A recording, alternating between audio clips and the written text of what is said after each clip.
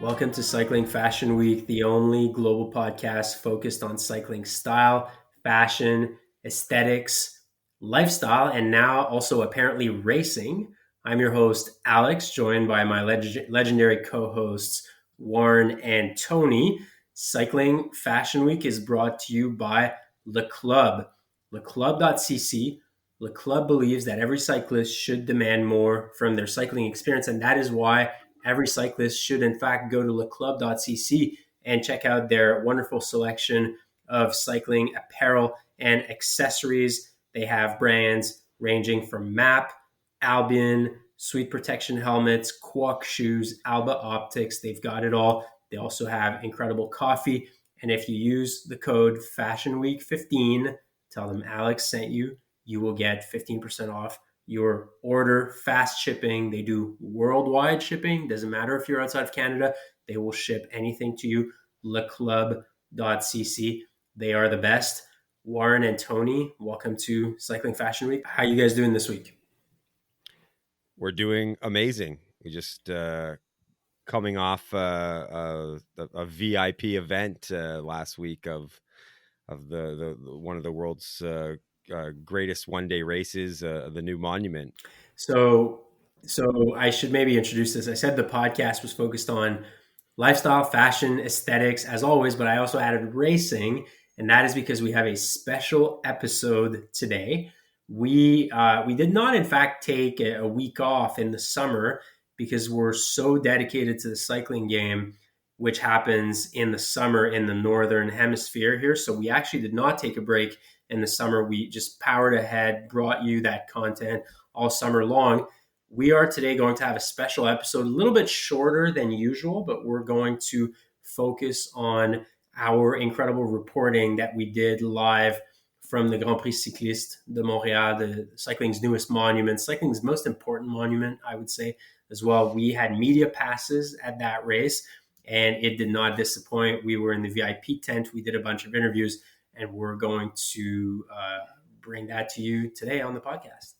I do want to clarify for our listeners, this isn't a full-on pivot, and we're not going to become like every other podcast, which talks about racing every week.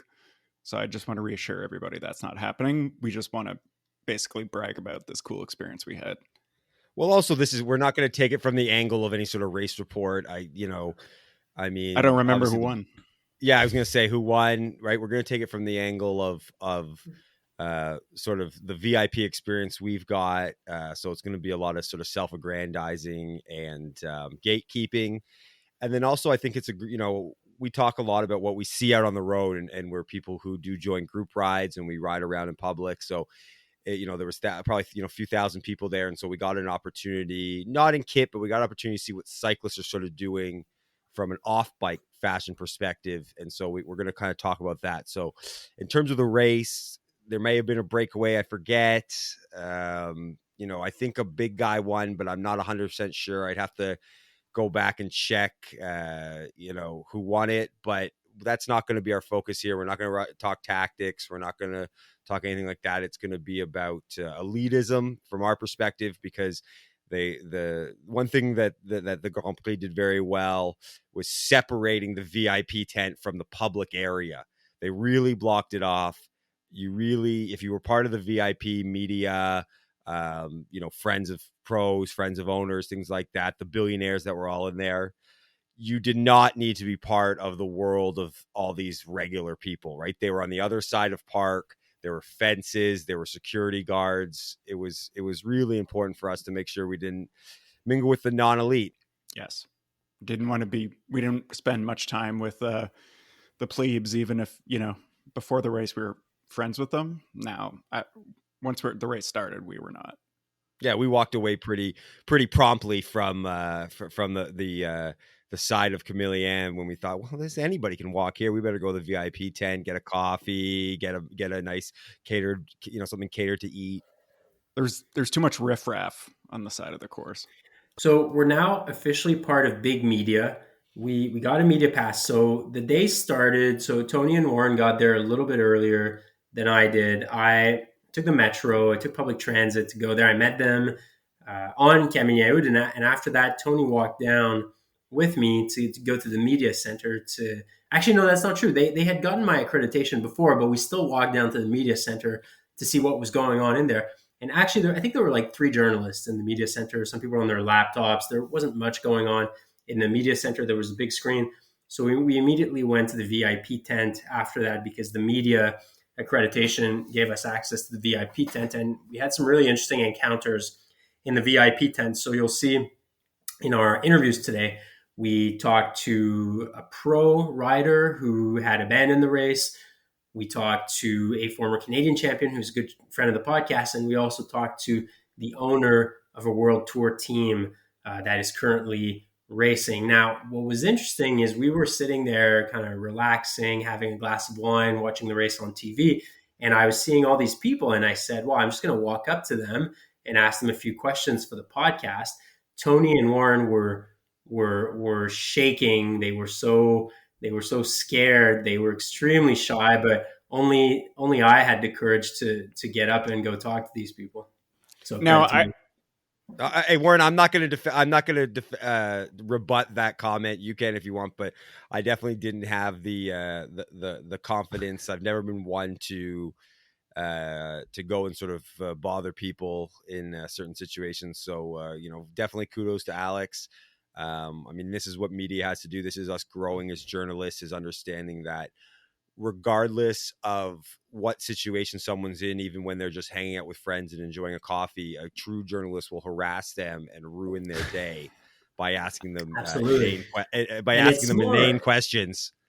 I feel like, Tony, you were too shy to go talk to them, but my philosophy is more they should be shy to talk to us as the Global Cycling Style Authority. And also, it's not like, it's pro cycling. I mean, it's not the NFL. Like, it's not like journalists are on these people all the time. So I feel like, we're mostly doing them a favor by interviewing them, by growing the sport, Yeah. Too bad you don't get UCI points for getting interviewed. Yeah. I won't rebut it either. I definitely was way too shy. I was just going to say, Alex has a funny way of fishing for compliments by he's negging us, I guess. Anyway, but yeah, no, credit to Alex. We wouldn't have got all these great sound clips without him being willing to just go up and ruin people's day in the VIP tent. And all seriousness, a couple of people were more than happy to talk to Alex. It was only really the rider he spoke to who was probably in a bad mood, having dropped out of the race. Actually, why don't we play the clip? So we were in the VIP tent. I think we were getting a coffee and espresso or something. And we actually ran into Hugo Houle, who had started the race that day, but DNF'd after one lap. So something like 12 kilometers.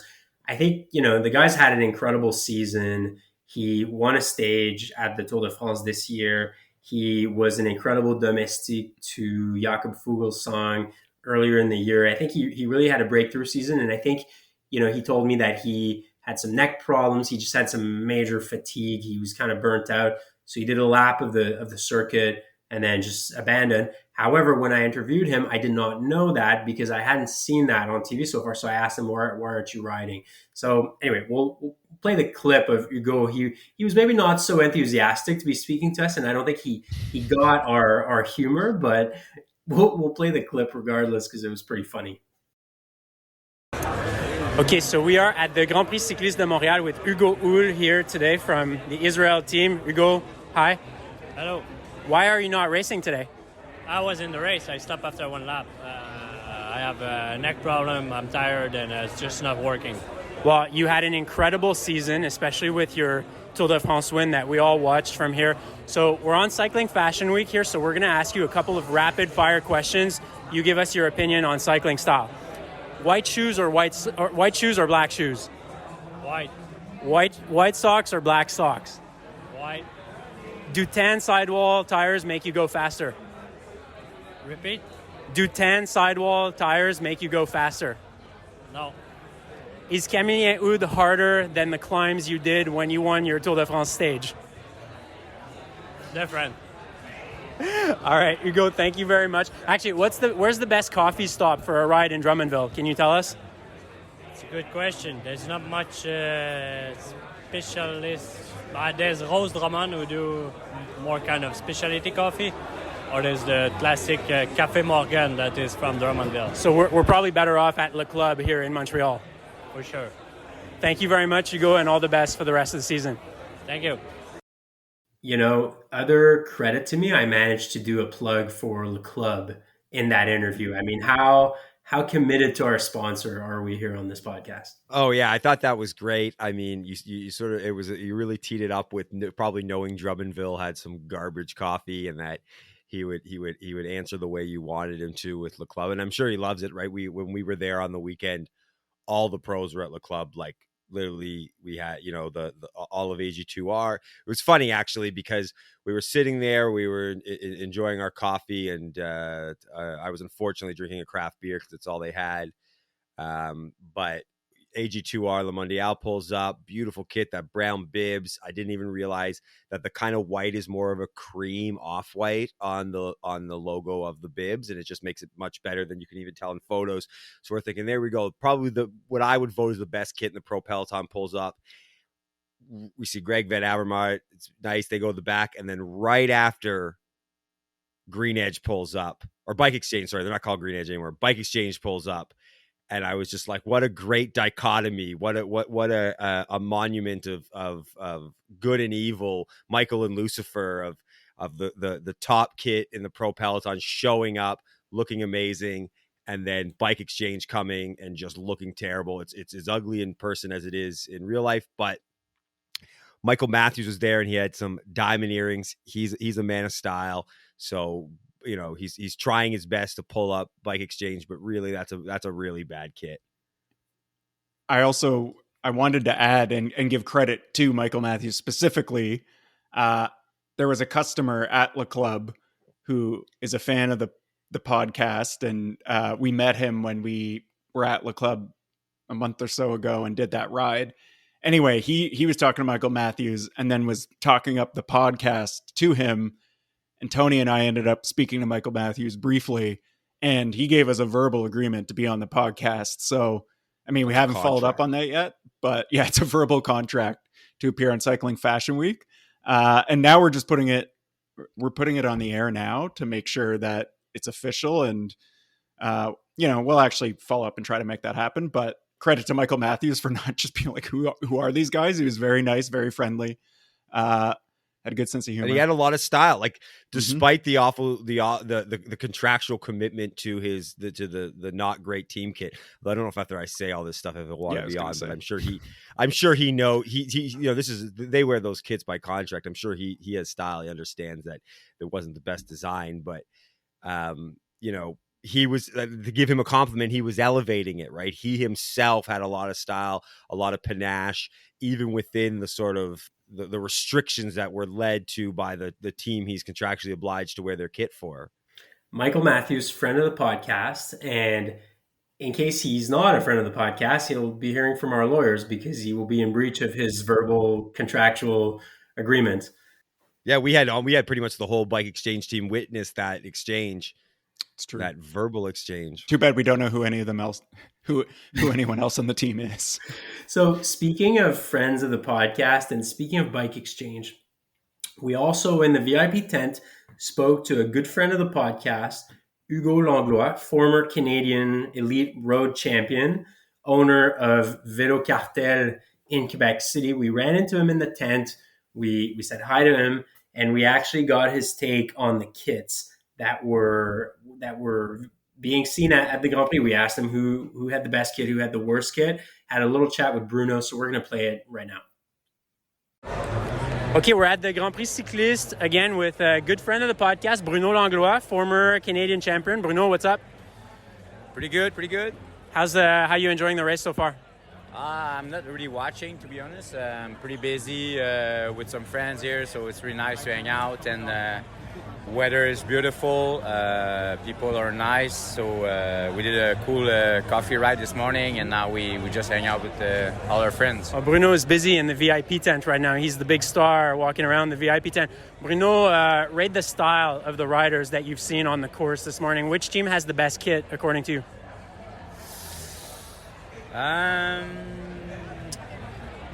Good question. EF education is pretty different with the green bib. I'm not a big fan of pink, but I think overall the kit is the most explosive. They're pretty solid year in, year out. We like AG2R a lot with the brown chocolate bibs and the white jersey. What do you think of that one? Yeah, it's really nice. I don't really like the big logo, the way the jersey is. I mean, it's not ugly, but it could be like more Subdued, a little more subtle. Yeah. But the bib for sure, the brown bib is the Browns bib is really nice. Worst kit, can we agree that it's Bike Exchange? Yes. All right, Bruno, thanks a lot. Bruno from Vélo Cartel in Quebec City. They've got a really nice tent here. They're showing their bikes, their coffee, their kit. Nice to see you, Bruno. All the best to you. Thanks, man.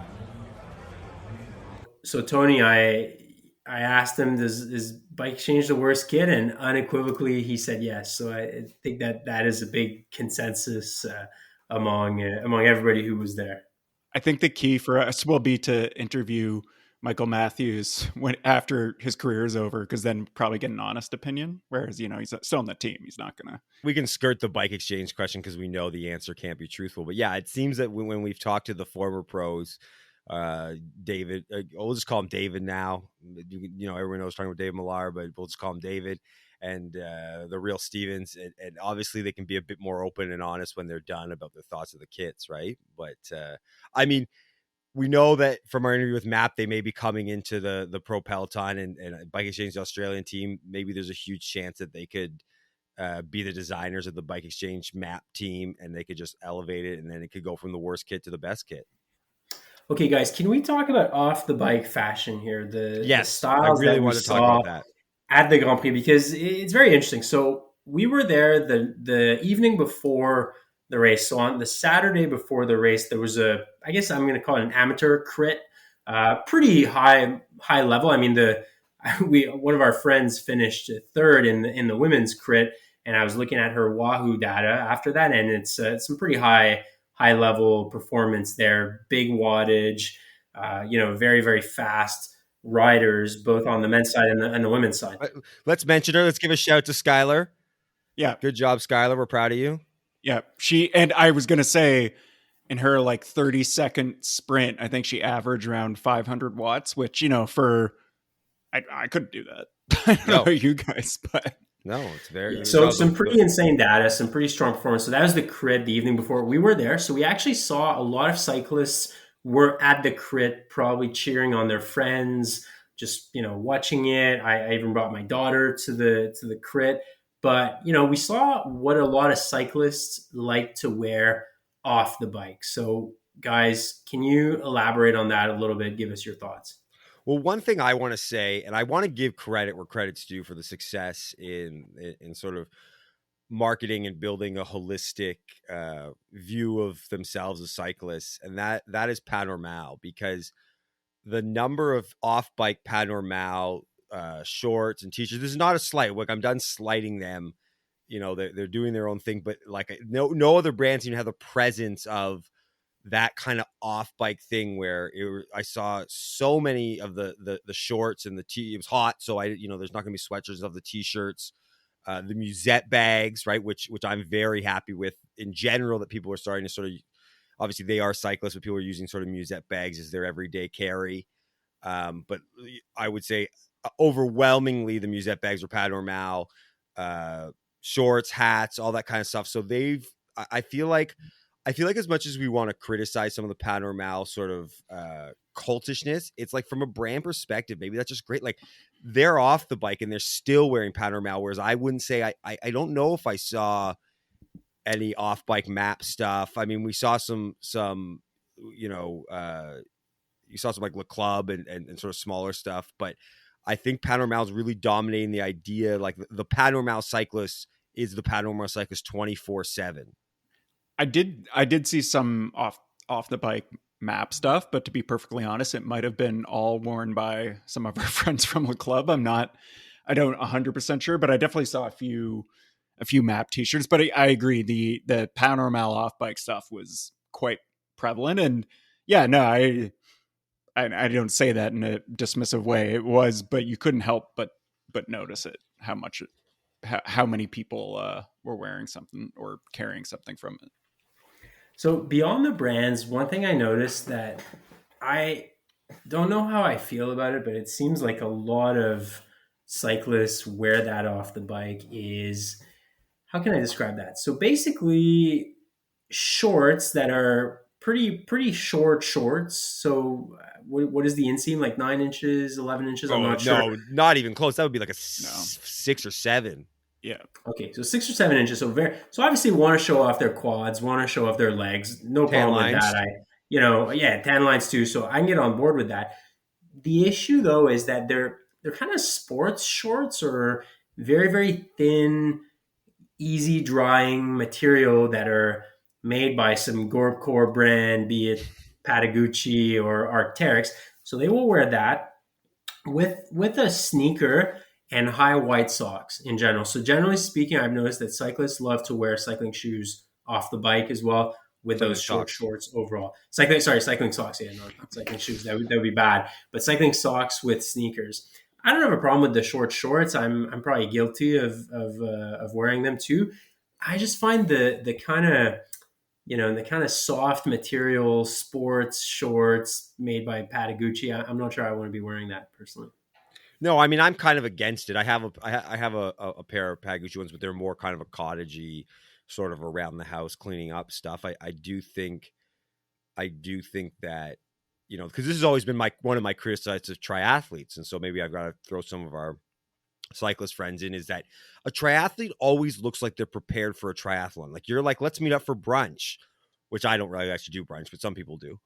Or let's meet up for a drink. And then you're like, are you in the middle of the triathlon? Like, why are you dressed like that? We're out to dinner. And so I know that it's a hot day and it's a bit different because it is kind of this sporting event, but I don't love the idea of this sort of like, I'm a sports person, and even when I'm not doing sports, I have to look like I'm doing sports, right? Like it's the triathletes, or I think a lot of gym bros do that too, right? Where you meet up with them and they've got kind of like a gym outfit on, and you're saying, well, we're having a cocktail at a wine bar. Like, are you gonna go deadlift right after, or during the middle? And so I'm not keen on it. It's not for me. I think that if you've got great fashion sense on the bike, it should sort of extend to off the bike. And I don't really like that sort of sporty look personally. I'm sure I'll get a lot of blowback. I'm sure some people love it, but I'm not as into it. I don't really dress like that. I think that we posted some photos. Alex and I kind of had a uniform on, but I had some nice sort of navy blue chinos, Chris White t-shirt. And that's kind of where I lend for a hot day more than the sporty look. Lots of Ciele hats too. Oh yeah. Again, the runner's hat, the French Canadian company. That's not that surprising in Montreal. But still, like, they're not currently running. They're standing there watching it's a hot day. It was very hot though. It was unseasonably warm. So. I had my beautiful Ebbets Field vintage hat on. It looks amazing. Still covers from the sun. Still very comfortable.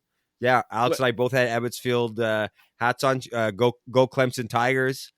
You can text me and ask why I support them. If my t-shirt had been white, we would have had a pretty solid uniform because we all dark shorts and dark hats. I wasn't wearing my Ebbets Field hat, but I own several. But I was going to agree specifically about the cycling socks thing as a casual look. I just don't agree with that from the pure. It just feels like a waste of cycling socks. Like, those are expensive socks. $30 a sock, and you're going to wear them around like they're like those things are relegated. They're not mine. Are not even in like the same drawer as my regular socks. Me neither. There's a cycling socks bin I have, and they're meant for that.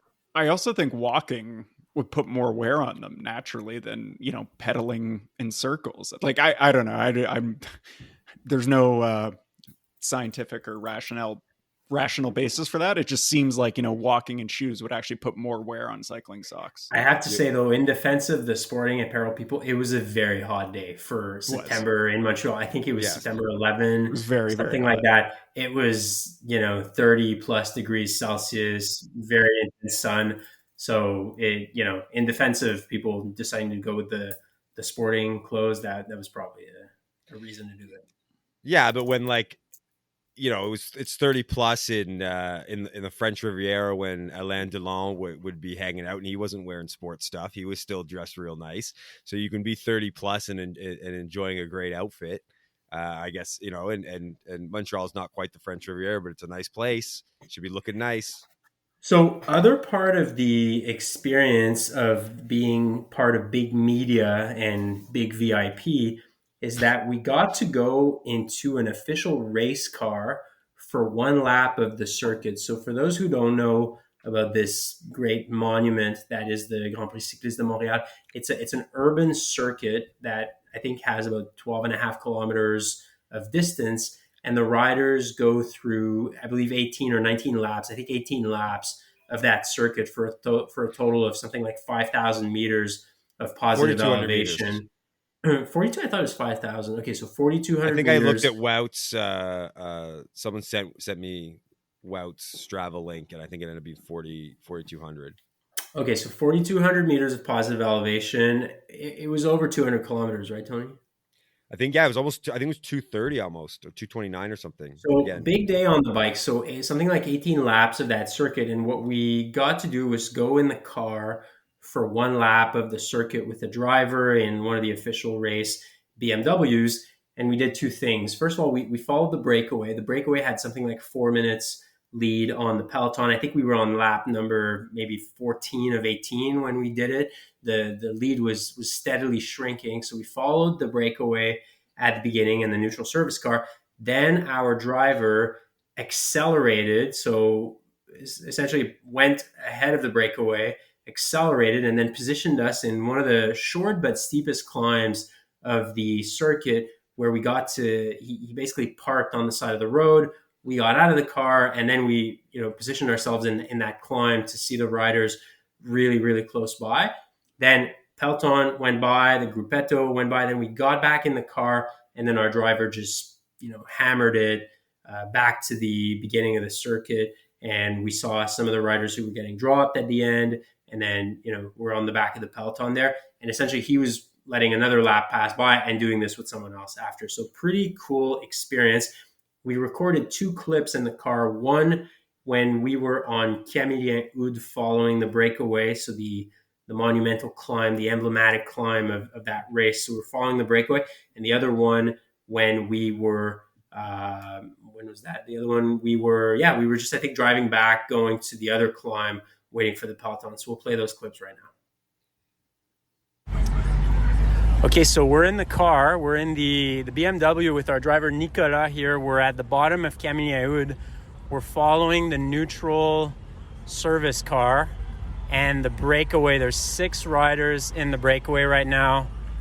They're really suffering up Camillien Oud. There's 6 laps to go here. You can see these guys have been pushing massive power up Camillien, and they're struggling here. All right, so we're in the car here waiting for the peloton on Camillien Oud. Guys, do you think us recording content in the car here, do you think we can ask our good friend David Millar if we could be on Never Stray's car?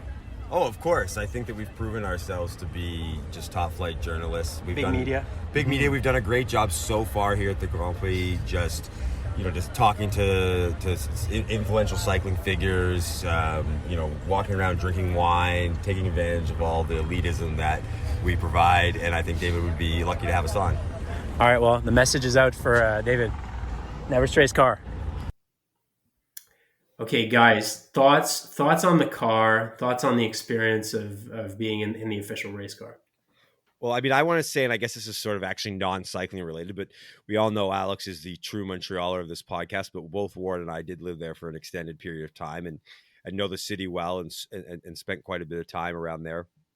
And because the course is fully closed off and these course drivers, VIP, media, all this stuff have no requirement to follow the rules and regulations of the road, our driver was just going, I didn't look at the speedometer, it was like 80, 90, just down the streets of Montreal, no stop signs.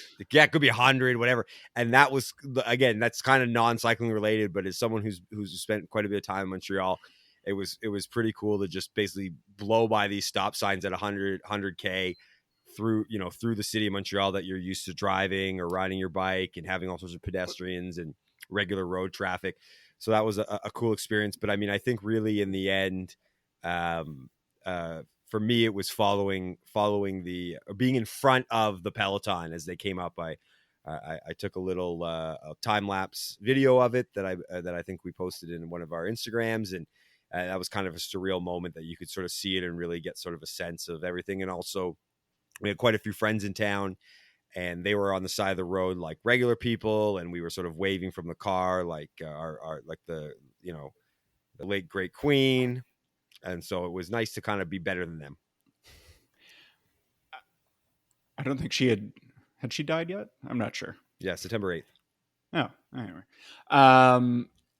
Yeah, for me, it was also just the feeling of, being like in the middle of the race in that car, and you had team cars passing you or surrounding the car. It was just, it was a very cool experience. And I think being ahead of the peloton and slowly like creeping ahead of them, and we'll have I took some photos that we'll have on our Instagram when this episode goes live, so people can sort of get a look both from the car, but also when we went ahead to that next climb and got a couple of Wout and, I think Yates, Gourmet, Thomas, I don't remember. Just go on our Instagram. There'll be some photos from the race itself that I took. But just being in the car was it was a great experience. And that alone was worth getting the media passes for. It was an talking to the experience. Pros, but when we were getting back towards the peloton and going behind the peloton, we were passing some riders who I guess were getting dropped or were in the gruppetto. And we saw Geraint Thomas at that time, who I believe was getting dropped or he was slowing down, and we recognized him via his glasses. That's basically, we saw an Ineos rider, saw those old white Oakleys, and saw, hey, that's Geraint Thomas right there. So that was pretty cool. And our driver, Nicola, shout out to him. He was like just Formula One style through the streets of Montreal. It was pretty incredible. Yeah. Do you think that this is because cycling comes from a sort of whole different background and it's more European? But do we think that maybe the North American idea of the jersey with names on the back and numbers and stuff would be a good idea to be able to discern riders that don't maybe wear such unique glasses? Like, are we stealing away the heritage of cycling, but by doing that, or see, do you that's think that could be interesting. beneficial? So Lance Armstrong, our good friend Lance Armstrong on his podcast. Also, Lance, I know you're listening. Remember, you and Johan Bernil and Jonathan Waters are invited, have a standing invite on Cycling Fashion Week to hash things out. I'm going to close the parentheses here. Lance Armstrong on his podcast has suggested that riders should be allowed to take off the helmet in climbs because, first of all, they're not going very fast. So there aren't really many crashes in climbs, so that we could see the riders better, develop a personality, and viewers could develop some attachment to the riders if they didn't have a helmet. Now, I don't really agree with that because I'm pretty scared when it comes to not wearing a helmet overall, and I think from a safety perspective they should wear it. But I do get his point that sometimes, the viewers want to develop more of a connection with the riders. Now, I don't know, Tony, if names on the back is the way to do this. In general, on TV, I don't think it's a problem, but probably in person, they are a little harder to identify. I think they're hard to identify on TV and in person. But I don't think taking the helmet off is going to do it, to be honest. Like, because people more connect with whatever the rider's doing, right? So it's just more knowing who they are, and like if they're launching an attack or like doing a crazy descent, and like, a race like the Grand Prix, the taking the helmet thing off wouldn't work because the climb Camelien's, like, for them is like 3-4 minutes, so they take it off. It would be kind of a waste of time, really, because they'd have to throw it back on, or like, what would they do? Give it to the team car, Anyway, I'm starting to think that Legion's onto something with that whole, I don't know if they're the first cycling team to do it, but they've certainly popularized it recently. And I think honestly, I think I'm into it. I'm not, or at the very least, maybe like the name across the back of the jersey. And you know, there's like sponsor logos and stuff. There's probably a way to do it, you know, besides having like Froomey written on the sleeve, which Chris Froome's kit always seems to have. And I think Jumbo Visma, some of their helmets have the like Wout. Before he started wearing the Red Bull helmet, it would say Wout across the front. And I think, you know, so I think there's some of that, but I do think it would be better, especially to, you know, have some of the more lesser known team riders get some notoriety. I think either numbers or names across the back or both. There's got to be a way to make them more identifiable. Yeah, because I think that, you know, I mean, I think all people, this is a very niche podcast, so people who listen to this are lovers of cycling. And I think people get into cycling, get very invested in it and very emotional with it. And part of that comes with the desire to see growth, which helps infrastructure, but also stuff. And I mean, we've seen how well F1's grown through the Drive to Survive. And part of that is because, you know, the racing really hasn't changed in F1, but the Drive to Survive did a great job with sort of bolstering the visibility of their stars. And stars drive sports, right? It drives, you know, LeBron and Steph Curry and drives basketball, and I can go through all the lists and stuff. And so I think that that's one of the problems, because when we, you know, early on in the race, when we weren't in our VIP luxury accommodations and we were standing on the side, the peloton's coming up, and sort of from a distance, a lot of these cyclists are built very similar. Again, Wout has the Red Bull helmet, so he becomes a little more obvious, but you know, Pogacar, and you can hear and you can see people are looking for those very specific riders, even if it's just they're going to go by quickly and it's just for sort of a moment of a glimpse, but it's kind of hard to tell. And actually, I mean, you run into that too, and when sometimes watching live, the commentators say someone wrong because you didn't read the jersey number and go through their long list quick enough or something. And so I even though part of me thinks it's maybe too North American, I think it is a good idea, because I think it'll help drive the sport, and I think people would love to sort of see that. And you know, you can definitely fit a name on the top. I think numbers are not a bad idea because they can just give a little more visibility, but even if it's just sort of a name on the top, and then you can kind of know for sure, you know, who's there, because a lot of these guys are built similar. They're wearing the same kit. They're riding the same bike. Everything becomes similar, and you sort of see them as they ride through the peloton. And you go, is that Todd Edge? No, that was whoever else. It just looks exactly like him in a UAE kit. And so I think from a growth perspective of the sport, which has done a really poor job, in my opinion, of growing professional cycling outside of the kind of hardcore fan, I think it would help step up by letting people see the pros a little easier. Well, Movistar had that show on Netflix for a while, which basically showed how dysfunctional a team they were. Third season just came out, actually. So it's still going. Yeah. From last year. So there was all that drama with Miguel Lopez.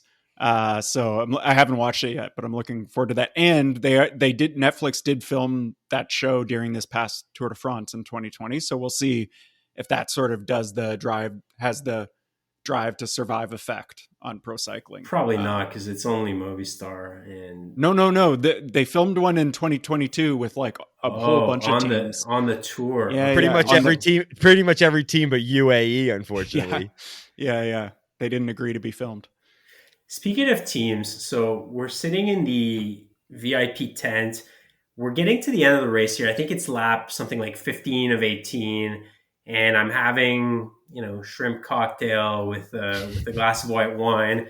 And then I think Warren at that point had to leave to go catch his train back to Montreal, which is unfortunate for him because he didn't see the end of the race to Toronto. He didn't see the end of the race. So I'm sitting there with Tony.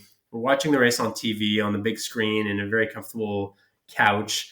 I'm having a glass of white wine, and I see a gentleman sitting across from me. And then I give a little elbow to Tony, and I say, "That's Sylvan Adams, owner of Israel Premier Tech."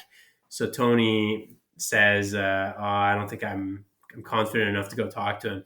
So then I basically tell Tony, "Hold my Sauvignon Blanc," and then I get up and I go talk to him, and I said, "Mr. Adams, I'm Adex with Cycling Fashion Week, a podcast. Can I ask you a few questions for the podcast?" And he said, "Sure, absolutely." So why don't we play the interview? Because he had some interesting comments there where he talked about, he actually talked to us for a pretty good chunk of time, talked about how things were going for them, talked about some kits that they did. And why don't we play the clip?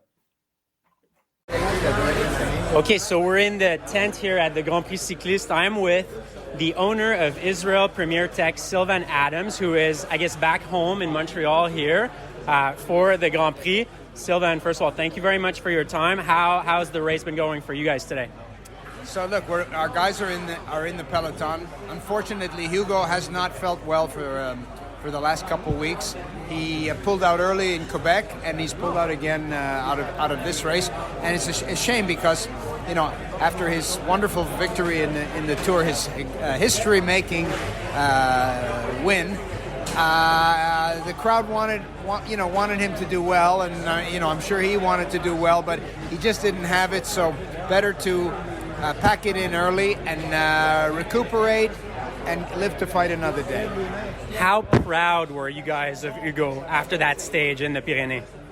It was, first of all, it was historic from many perspectives. It's the first Tour victory. Simon Clark was the first, but it was our first Tour victories in this year's Tour. It was the first victory by a Canadian since Steve Bauer, and beautifully, magically, fittingly, Steve Bauer was in the team car directing Hugo to the victory. Incredible. So it was just really memorable from so many perspectives. And Hugo had a really, really good summer. He did a lot of good things. He produced really well for the team at Paris-Nice, where he was the only rider that didn't contract COVID, and he finished, with the whole team around him.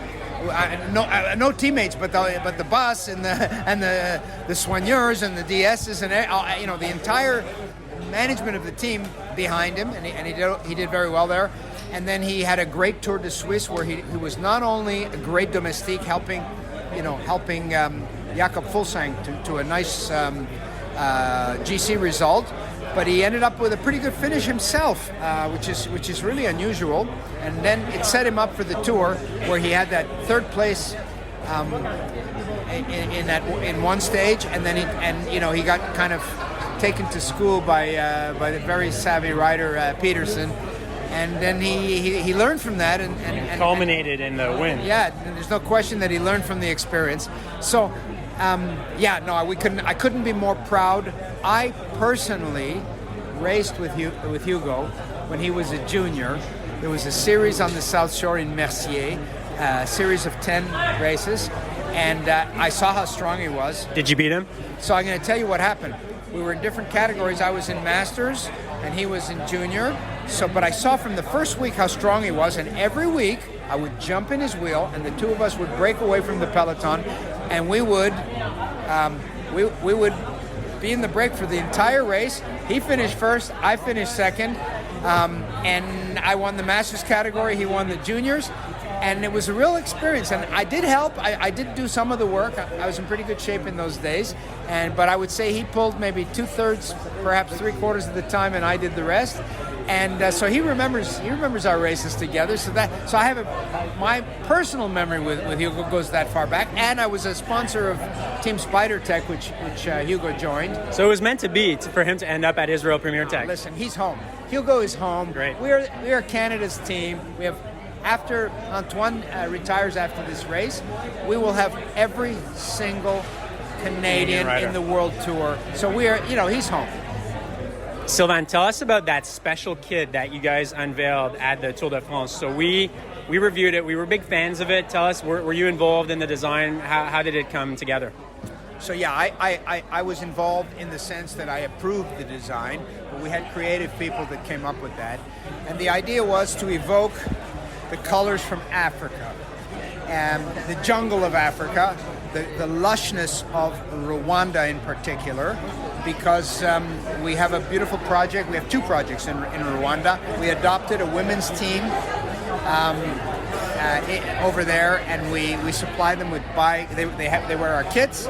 We supply them with bikes. We supply them with coaches, mechanics, and all kinds of things. So we've basically adopted this team from Rwanda, and now we've started a new project, which is a cycling track that will be used by about 150,000 Rwandans. So it was a way of showing that the sport, we can elevate ourselves even above the actual sport and use the sport to do some good in the world. So I was very proud of the kit.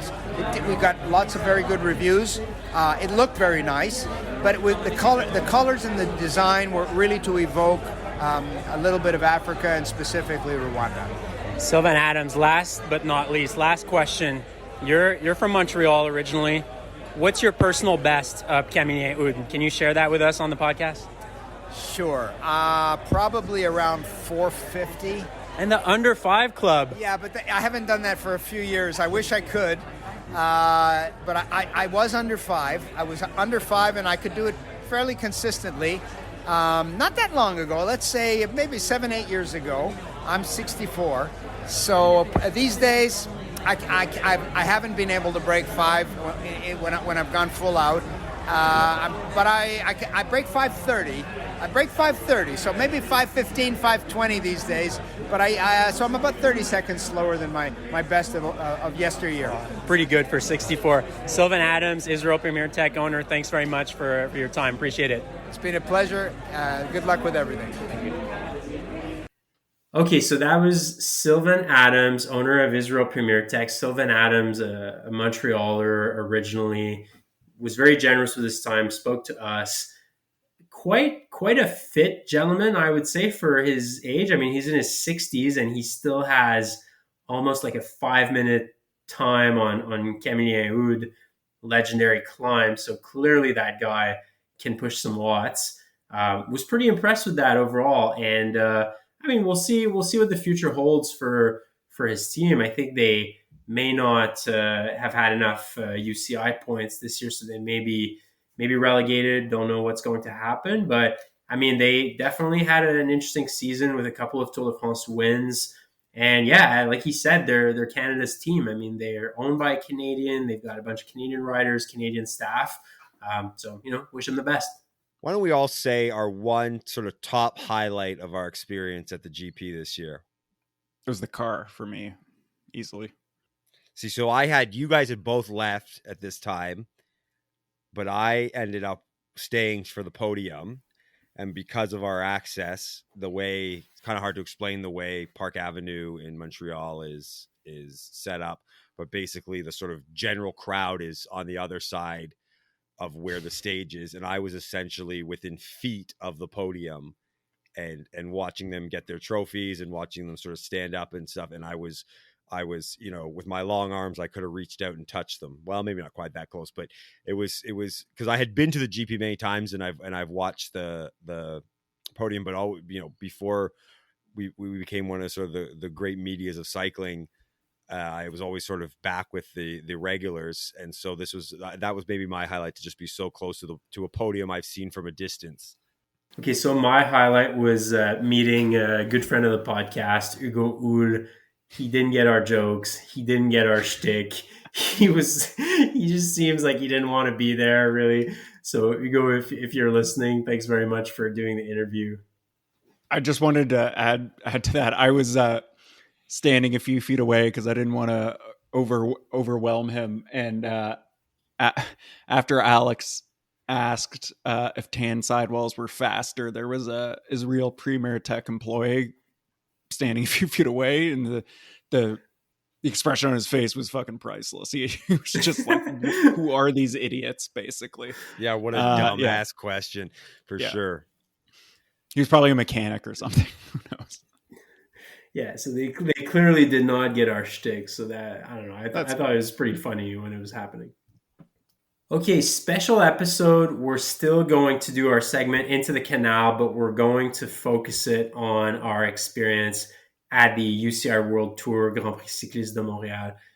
Who wants to start, guys? What do you got in the Canal this week? So I've got, this actually ended in a heartwarming story in the long run, but it's still sort of a general sense of how you should act it. at pretty much all sporting events and cycling and baseball where you can get items from the pros. And my Canal is not giving the musette or the bottle to the child, the little girl that wants it. Recently, there was quite a viral video in the baseball world. I think it happened at the Nationals game where a young fan was waiting for the outfielder to throw a ball, and some old man with his gloves stepped in and essentially snatched it from this little girl. The guy must have been 40. There's a lot of problems there. First off, you're not allowed to bring a glove to a baseball game after the age of 12. That's a limit there. We can't have adults. You got to barehand it. But anyways, we essentially had what could have ended up as that, but ended up being quite a heartwarming story where there was one of the Lotto Soudal guys threw his musette, and there's a photographer on course, and he went and sort of grabbed it, and everyone from the fans, cheer, give it to me. And there was an older gentleman who was, me. And there were two young girls next to them. And as the photographer came up, he wasn't paying much attention. He was about to give it to the old man. And a few of us said, no, give it to the little girl. He gave it to the little girl, which I think was the right move. But the disappointment on the man's face, and I guess the little girl's desire to have this, meant that she went up to him and gave him the musette. And that to me is how the interaction should happen. The man got his musette, but he shouldn't be the primary target. The child who's going to have this sort of great experience with the baseball, the whatever accessory comes in the sporting event, should be the primary target. So it really worked out. But my Canal is adults trying to get cycling paraphernalia from pros over children. I think the little girl was disappointed that it was a Lotto Soudal musette, and she's like, ew, I don't want it from a team that's going to be relegated. It's actually one of the least bad musettes in the peloton. Oh, no, it's a beautiful musette, but it's actually okay, but the team's having a bad year.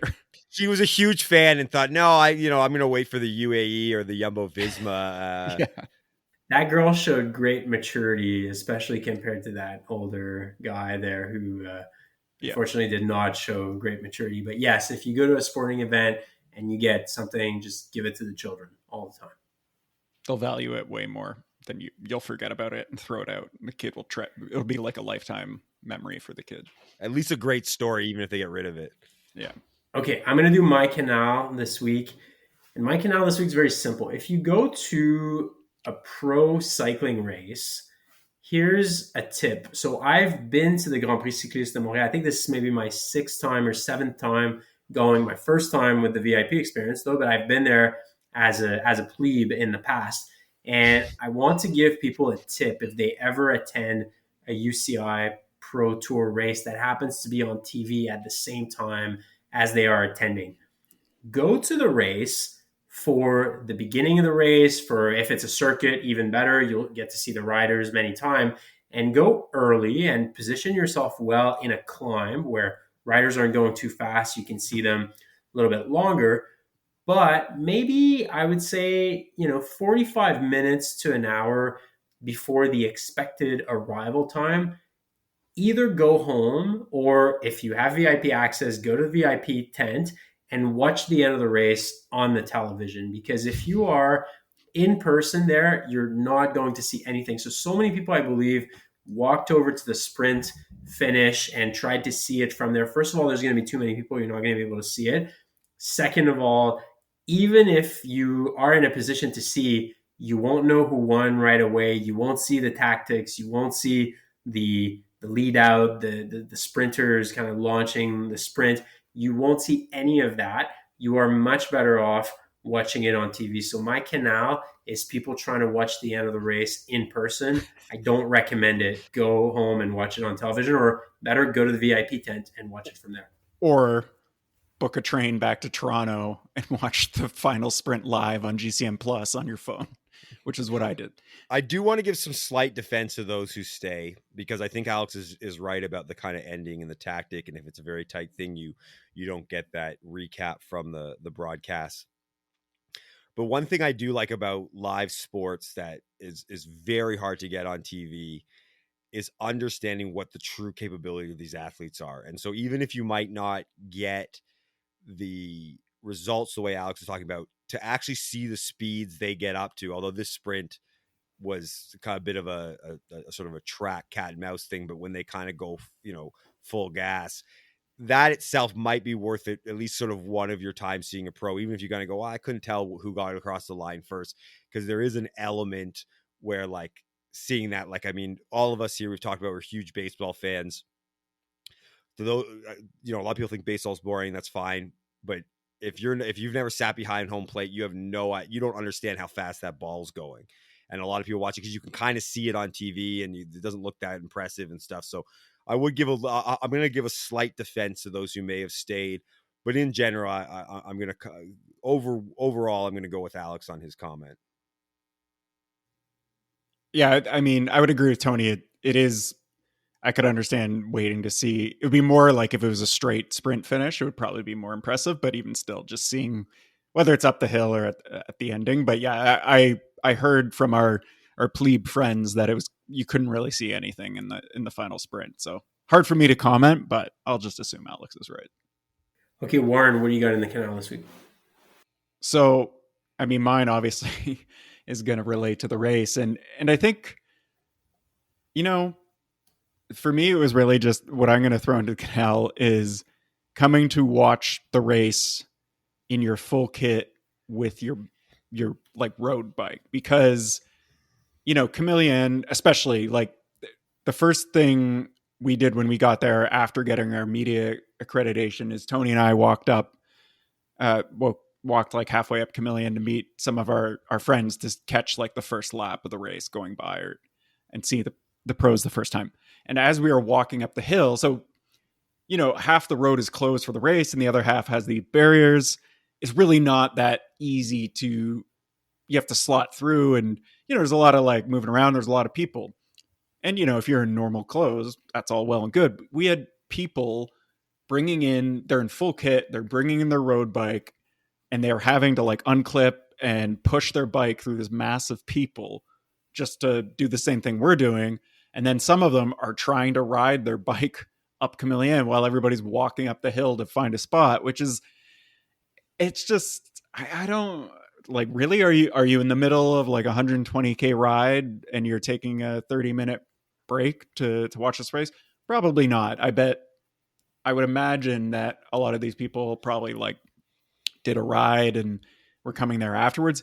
But it just, to be honest, it just kind of, you're interfering with everybody there to watch the race, because people are like biking around people, like dodging them, and people are walking pretty slow because, it's a very steep climb, as Alex will never not remind us. And so, they're dodging people, and it's just like adding this element that doesn't need to be there. And yeah, I would throw that into the Canal. It's not like, this is a circuit race too. Like, people are going to be there all day. It's not like the Tour where you could like do the climb earlier in the day and then ride down it later and stuff like that. Like, people are there all day. So if you're riding your bike up there, you're probably also going to have to ride it back down through the sea of people and drag it across the grass and all that. So that's what I'm going to throw in the Canal. I just think it's just take a day off, take a day off the bike, enjoy a pro race. This happens once a year. It hasn't happened in 3 years.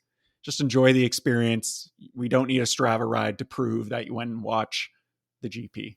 I think in baseball terms, it's not only the equivalent of showing up to the game with a glove when you're past the age of 12, but it's the equivalent of showing up with a glove, but also in full baseball uniform with cleats on top of it. And expecting to like do batting practice. Like, that's kind of the equivalent. It's ridiculous. And I agree, Warren, take a day off. You also don't have to ride the day of the race. You can take a day off. Okay, well, that's it for another episode of Cycling Fashion Week, special edition UCI Pro Tour Grand Prix Cycliste de Montréal. We brought you hard-hitting interviews live from the race. Thank you, Warren. Thank you, Tony, for making the trip to Montreal. I think you enjoyed it in the end. Thank you for the podcast this week. Great talking to you. We'll catch up in a couple of weeks. And thank you to our sponsors, Le Club, who basically is the headquarters of the Grand Prix Cycliste de Montréal, where all the pros go have their coffee, leclub.cc. They believe that every cyclist, including pros, should demand more from their cycling experience. So if those pros out there are having bad coffee, well, you know that they are going to Le Club because they can get better coffee there. And also leclub.cc, put in any order of incredible cycling kit from the likes of MAP, Albion, Sweet Protection, Alba Optics, Quack shoes. They've got everything, leclub.cc. And if you use the code FashionWeek15, you get 15% off your order, courtesy of us at leclub.cc. Thank you, Warren. Thank you, Tony. We'll be back in a couple of weeks with another episode of Cycling Fashion Week. We know Pogacar won.